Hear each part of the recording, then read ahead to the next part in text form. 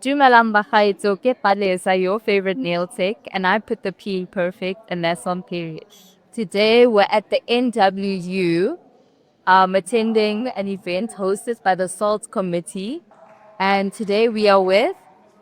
Hi guys. Hi Palesa. It's Koloane here. We here. We here to bring awareness about alcohol and drugs. I'm saying this because I'm a victim of alcohol and drugs. I suffered so much because of alcohol and drugs. Yes. So, during your presentation or your speech rather, you highlighted on the fact that family has a large impact on you as somebody suffering from substance abuse, right? And I, as a member of the community, have always wondered how can we help, since we're not all exposed to somebody that is struggling with substance abuse, but how can we help the families that are dealing with it? Palesa, thank you so much for that question. This is a very painful and difficult question. Some families, they are not educated about addiction. Addiction is a sickness. Addiction, it's wanting more. Once you start, you cannot stop. And when you don't stop, everything falls apart. So some people, they drink not because they want to drink. Like Umandla has said it, there are times when now you don't want to drink, but you are forced to drink. Addictions, there are some other families where if you are addicted to alcohol, let me say, to drugs, and they treat you like a trash. They like you no longer exist to the family in such an extent where there are meetings at home.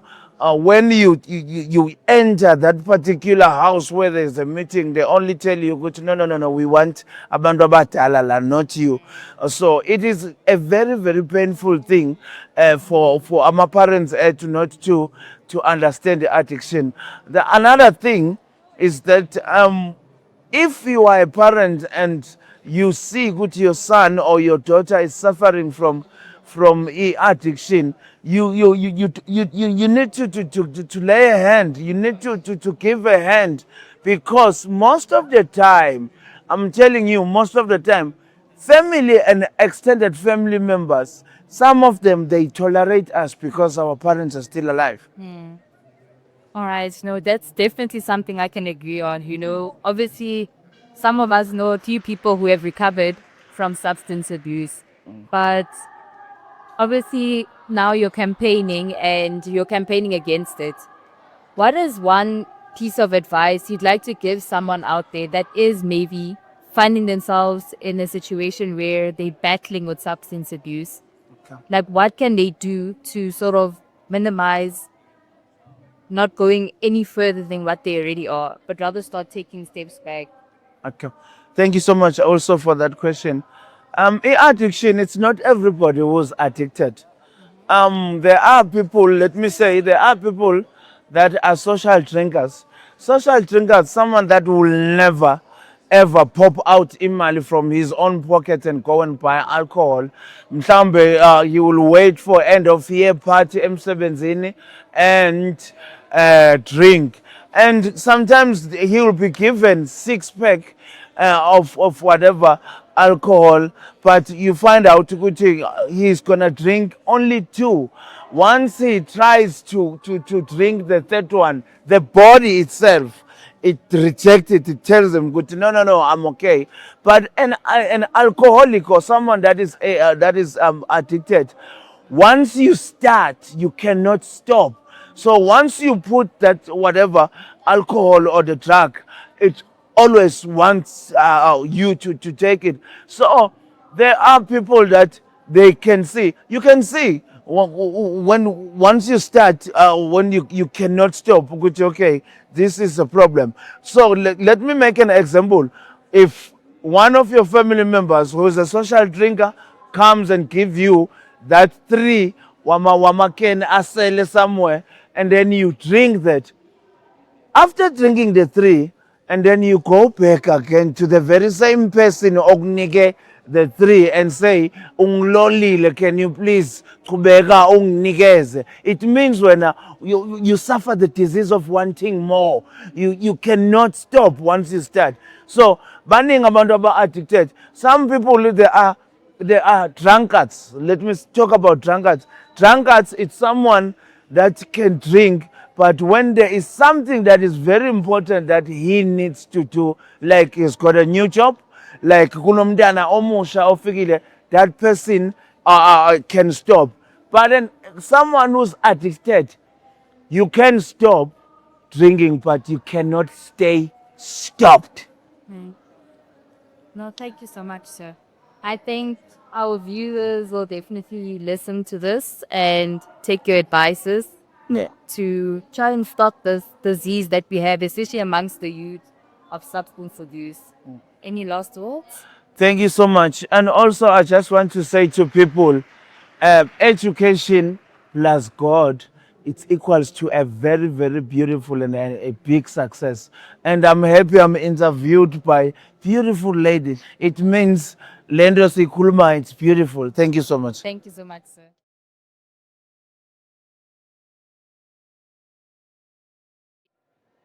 Do Madam Mahaijuke Palesa your favorite nail take, and I put the P in perfect and that's on period.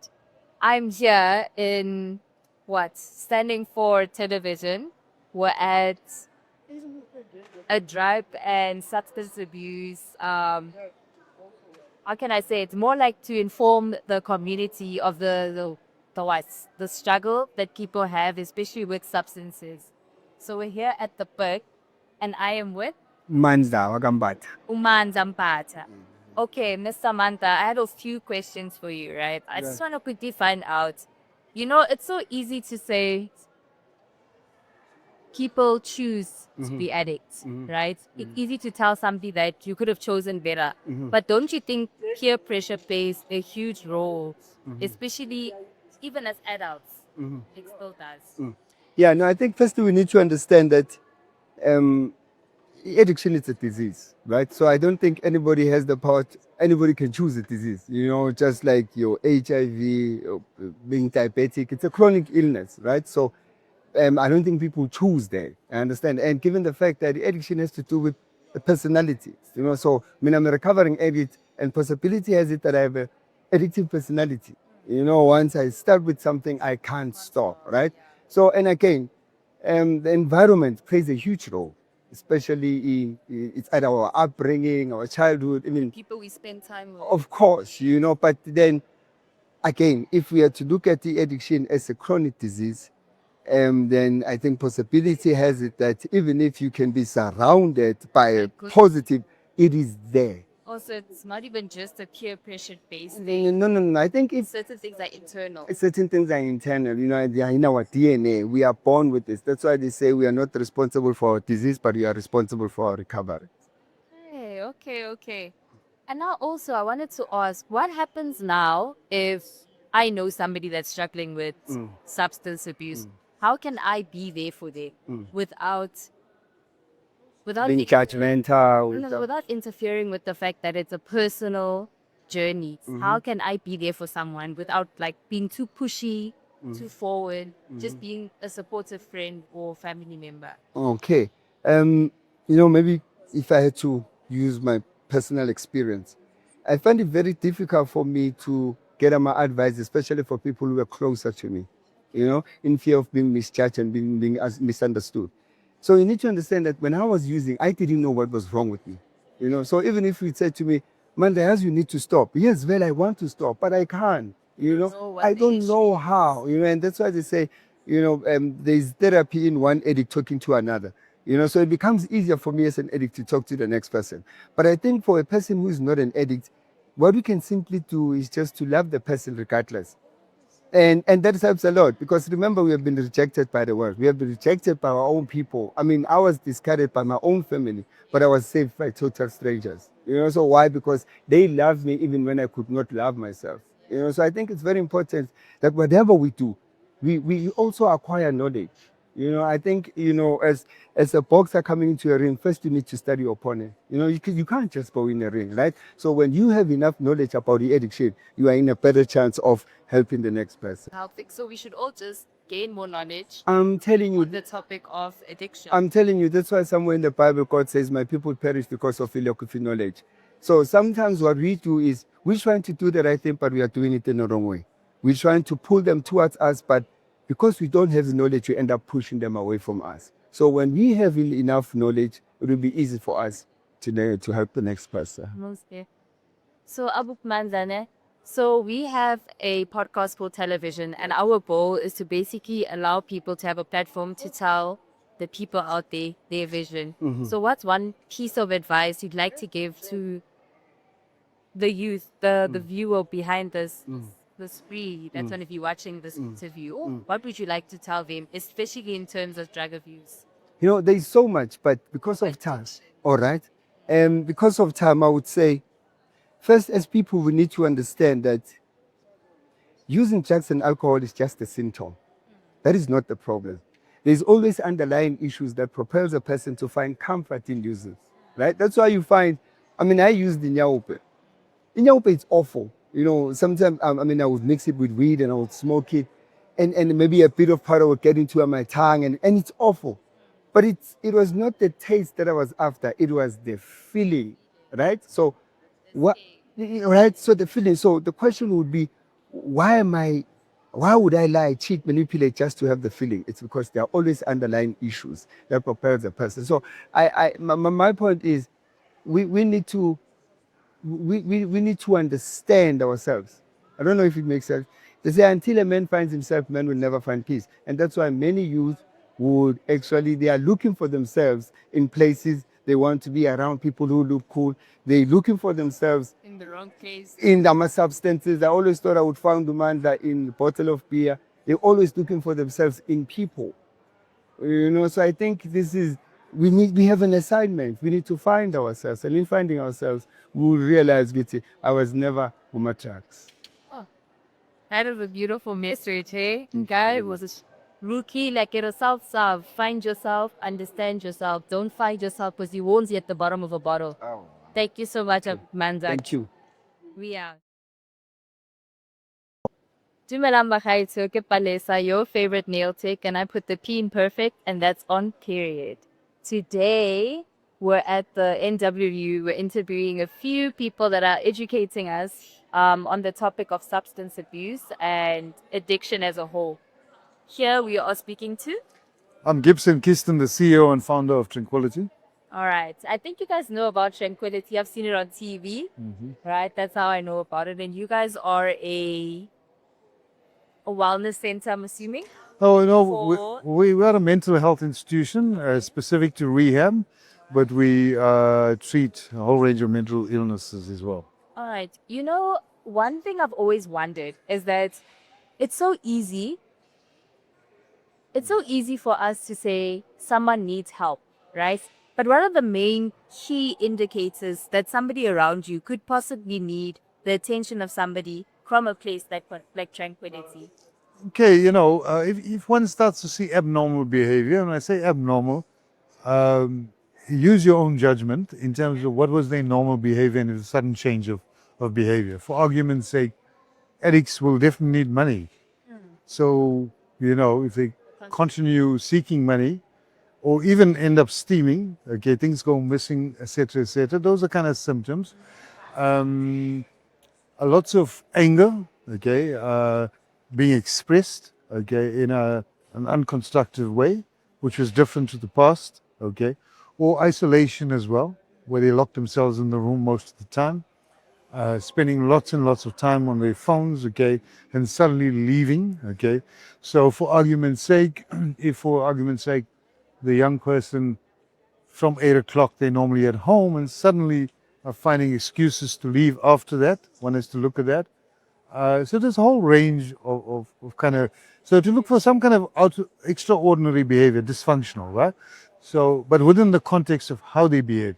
So you don't have to take functional and dysfunctional behavior as preached by, say, kind of a university standard, okay? But just as you notice that, right?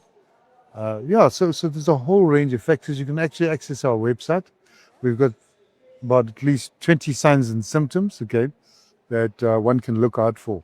Yeah. Right, definitely. Because that's something I've always wondered. Because, you have a friend, after a few years, you find out, they were actually battling from drug abuse. Yeah. And we had no idea. And the challenge as well, with addiction and mental health, is that there's a big stigma. Okay, so people don't come out in the open. Even families who are challenged by someone being addicted in their family, they are scared. They're fearful of coming out that someone's got a problem. Like yesterday, for argument's sake, I had someone come in. Okay, they were brought in an ambulance by their family, and then the mother, he checked in, but the mother says, he posted on Facebook, all right, and what would our family think? That he's coming to rehab, for example, and he's relapsed, and so we hide the reality, we hide the truth. So it's not only the addict, okay? So and families and loved ones are as guilty as well, okay? So what happens is that we don't surface, the problem doesn't surface in the open, so they can access help. So with Tranquility, because of our TV exposure, as you mentioned, with the Uyapuza show, we're busy with lots of other shows, by the way. We've also done a series, Mr. X, Koloane Kumalo, and we're busy with a whole range of others. So especially if we look at the Black African community, it was a taboo addiction to come out in the open, right? And people didn't even know where to get help. They will see something like, they're bewitched and that's why they're doing it. Amongst others, okay? And when we started the show some 4.5 years ago, and you saw Koloane was one of the first patients of the show, now coming and preaching the gospel, what we found is through the show, people started to see different members of our society, different age groups, different backgrounds, coming on the show, admitting that they're addicts or alcoholics, and starting to get help and seeing their life change. So it broke the stigma. If that was the single most important action that helped to break. So television, communicating with people, okay, through mass media is important. We need to now start influencing social media, etc., to preach a different. Because remember, drug dealers. Besides drug dealers, all the problems are associated with each other. You take, besides drugs, one of the big problems is what's happening to our kids. Sorry, I kind of forget where kids are stolen. You know what I mean? Right now, what was it? Human trafficking. Human trafficking, right? It's a serious problem the world over. Okay, mothers will sell their kids for drugs. You know that. Okay, it happens all the time. Okay, but they'll place them in a situation where the kids are unattended. Okay, and it's an opportunity for human trafficking. Yeah, Right. takes advantage of this. So you take all the issues, and that's why early on when I spoke, I said, I was one of the comrades that fought for freedom.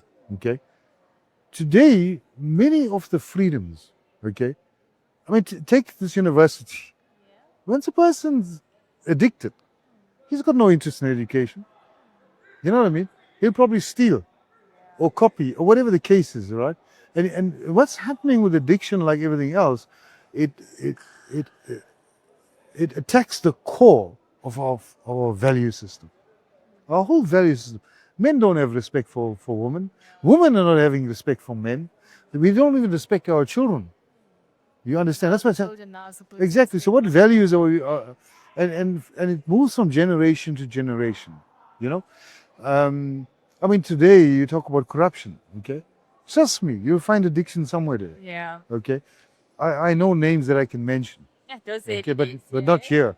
But the point of the matter is that these things are endemic of our society. Unless we do something about it, we change the mindset. For example, when I was young at the university, we were fighting for transformation of society, for the better, important stuff. We gave our lives. I didn't even complete my degree because exactly, and we are prepared to lay our lives down. Today, young people, it'll be shocking if you start to look at the interest of the young people on this campus. Does that make sense? So So we need to start changing that value system, all right? Where as South Africans and as Africans, we need to start getting back to the more important things. I'm not saying don't have fun. There's plenty of fun. And we will tell you, all of us that spoke today, that we have more fun now that we're clean and sober than when we were drinking or drugging. Because now you're enjoying everything. We enjoy it, we can talk about it, It's remember it. honest and Okay? such. I used to drink and I have a blackout. I don't know what I did yesterday, or who I slept with, or who I killed. You know, you understand, okay? And then drugs and alcohol makes us do dangerous things. All these guys here, they look very innocent. Trust me. We all have qualified to come into recovery. All right, so one last question. I wanted to quickly ask, what are the different forms of therapy or treatment that you guys offer at the Tranquility? Okay, we offer the 12 steps. Historically, the 12 steps were given to us since 1939. Well, 1935. It's in over 200 countries in the world, and we believe God gave it to us. Okay?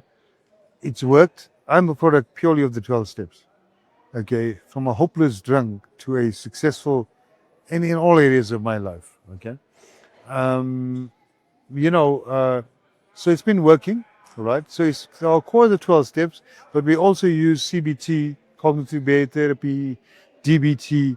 So we embrace all forms of mental health solutions, okay, which is most relevant to a particular person. So remember, each person is a different individual. It's a different case with each Exactly, all right? different And we have to recognize that, okay?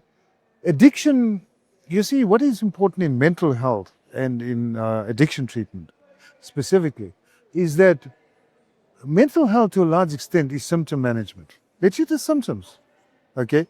And I can talk at length of that, okay? And we've come up with a solution called Tranquility Online, okay? It's a revolutionary app. We're about to launch it, okay? Which can reach out to millions of our people. So it becomes accessible, democratized, so it's available to all people. It's language friendly in our local languages and local content, which understands the culture of our people, okay?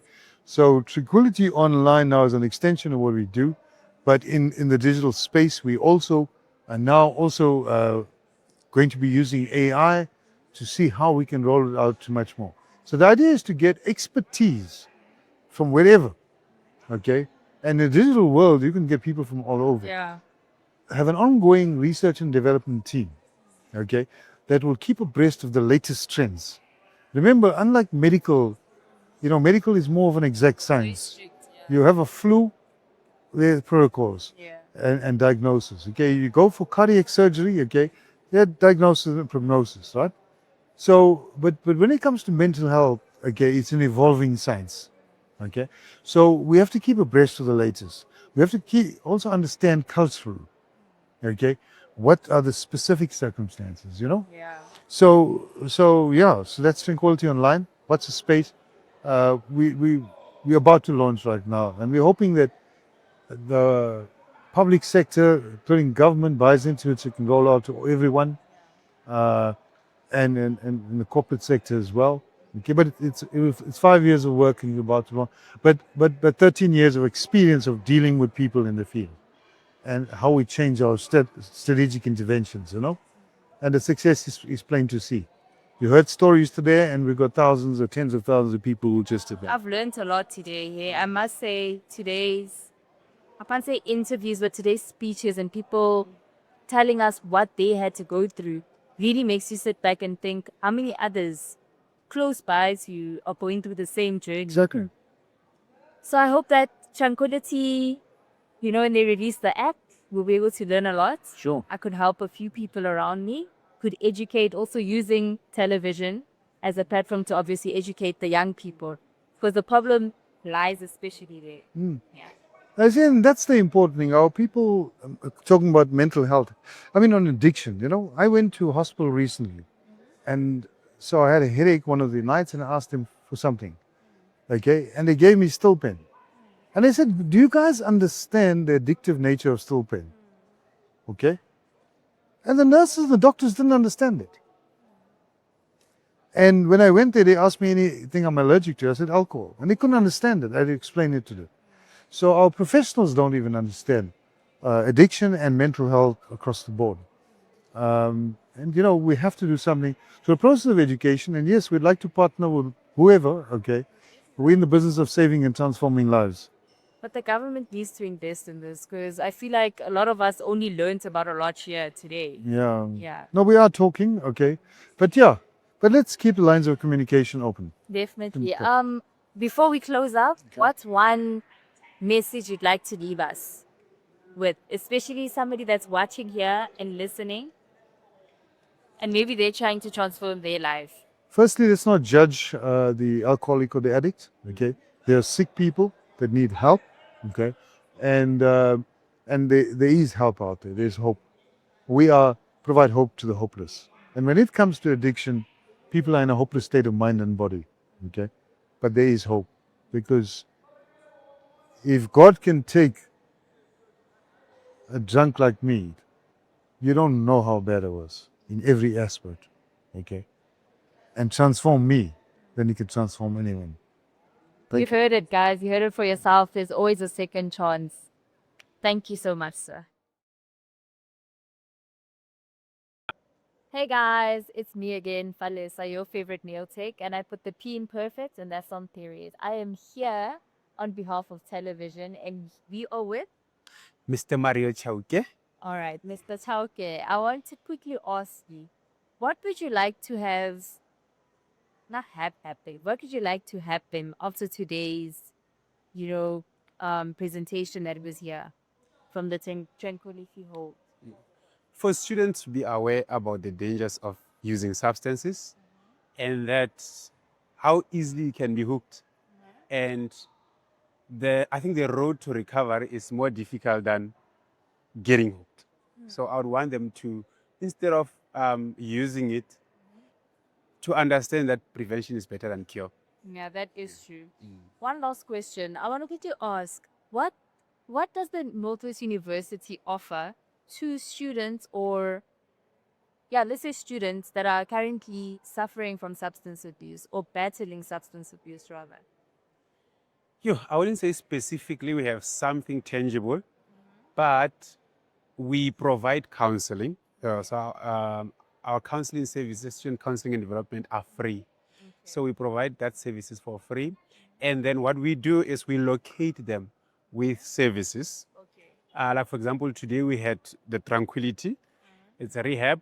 And we also have the government one.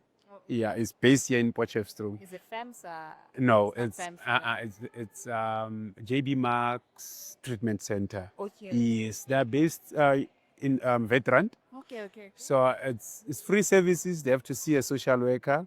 They go through all the processes and then they are assisted there. So we do the referrals. All right. So you heard it for yourself, guys. If you need the necessary assistance, you can find it on campus at the Student Counseling and Development. Which office?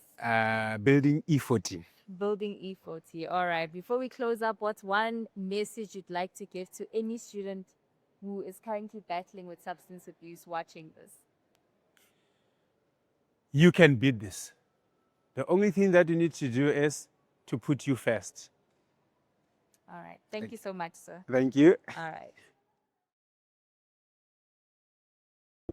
Hey guys, it's me again, Palesa, your favorite nail tech, and I put the P in perfect, and that's all, period. Today we're here at the NWU, and I am with Mr.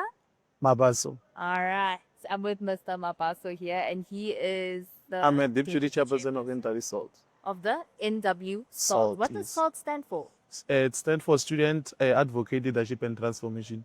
Okay. Falls under Student Counseling and Development. So this is a group of peer educators. All right. That tackles psychosocial issues in general. So we concentrate in anything that affects students. It's our baby. Right. So if we have issues as students that have to do with, as you said, psychosocial. Yes. All right. Issues that we come to you guys to discuss. Yes. So what are the services that you guys offer to students? So what we basically do, one of our aim, we are also a subordinate of our health. So one of our aim is to make sure to promote the healthy life to students. All right. So for example, we have one of our big campaigns. We have First Thing First. In First Thing First, that's where we do HIV testing and we collaborate with all stakeholders that are all about health. Okay. So we bring them together. We do the testing of HIV, STIs, and not really STIs per se, but to get an information, because at where we are located, during first thing first, we don't have the machines to do that, but we only do the screening. Yeah. So those are the stakeholders. Have to be stakeholders like the ORAM, Shout It Now, Higher Health. Sometimes they come and then we'll be with them, with DKMS. So those kind of organizations, we bring them together, and what we do in most cases to make sure that students must be interested, we don't lose our value. All right. So we make sure that during our first thing first, we provide, we give them free pizzas. You test, we buy you to test to know your status. You understand? So students love that. So that's what they know us for that. All right. And also, we also have the programs like unfiltered discussions. So we do it each and every month, sometimes twice, sometimes one. You understand? So those are conversations that are not filtered. All right. So these conversations, they tackle sensitive issues. So that's where we gather all students. We sit in one room. We bring the what's this? Okay. We bring them together and then we have a conversation. So you can share your thoughts. Like today, this is one of our events. We do it almost each and every year. Not almost each and every year. So the event was drug and alcohol abuse, where we aim to educate students on not misusing the drugs and alcohol. Substances. Yeah, substances in general. Because one thing we can't say to students that don't drink, but what we say, drink but responsibly. Yes. You must know that you have a life that you have to live. So also you must understand that yes, you can drink, it's your money. And have fun, but just have fun responsibly, yes. we're teaching, you guys are basically teaching us students about the effects of overdoing it. Yes, overdoing it. Yes. Yeah. You know, when you do things like consistently, the addiction comes in, and then now you are no longer normal. When you are addicted, you are not normal. That's where tranquility comes in now. Yeah. So exactly, actually. You see. So guys, if you have a friend or you yourself are currently battling with substance abuse or any other problems, literally from your mental to your psyche, the best place to go is the SALT SALT. community. Before we close up, what is one piece of advice you'd like to give to your fellow students? The only thing that I can the way that I can give to students. Remember, I said to you we are under the student counseling and development. So one thing I can say is that when you are going through something, you must always forget that NW SALT is with you. Student counseling and development is by your side. So those are your friends. You mustn't shy away from visiting TUSO All right. to get help that you need. Definitely. You heard it for yourself, guys. Mr. Mabaso has told you that he is always here for you with his community. All right. Thank you so much. Thank We out. you.